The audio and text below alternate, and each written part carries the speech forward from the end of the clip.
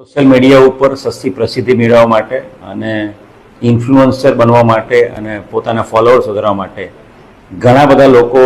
Videos બનાવતા હોય છે અને આ જે વિડીયો બનાવે છે એની અંદર જોકપી સ્ટન્ટ કરતા હોય છે. જે વિડીયો બનાવે છે એમાં આમ આદમી અને આમ જનતાને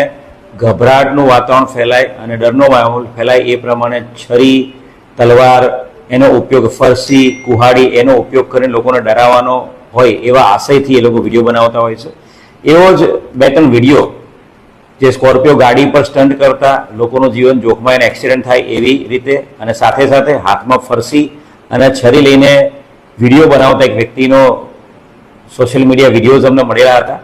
અને એના આધારે પોલીસે પારડી પોલીસ સ્ટેશને એની અનુસંધાને કાર્યવાહી કરેલી છે. આ જે વિડીયોઝ વાયરલ થયેલા છે વ્યક્તિનું નામ વિનેશ શિબુભાઈ પટેલ છે. વિનેશ શિબુભાઈ પટેલ છે એ પારડી નગરપાલિકાના માજી સભ્ય છે અને એમણે અલગ અલગ 3 થી 4 વિડીયો વિનેશ શિબુ પટેલના અમને સોશિયલ મીડિયા પરથી અલગ અલગ મીડિયા મિત્રોના માધ્યમથી મળેલા હતા. જેની અંદર એ સ્કોર્પિયો ગાડી ખુલ્લી રાખીને એના દરવાજાની બહાર પગ બહાર રાખીને એને વિડીયો બનાવેલો હતો. સાથે સાથે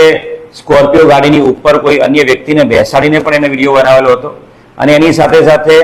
પાર નદીના કિનારે હાથમાં કુહાડી અને ફણસી લઈને એ પ્રકારે પણ એને વિડીયો બનાવેલો હતો. આ અનુસંધાને વિનેશ પટેલ વિરુદ્ધમાં ભારતીય ન્યાય સંહિતાની કલમ 281 અને એમવી એક્ટની અલગ અલગ કલમો તથા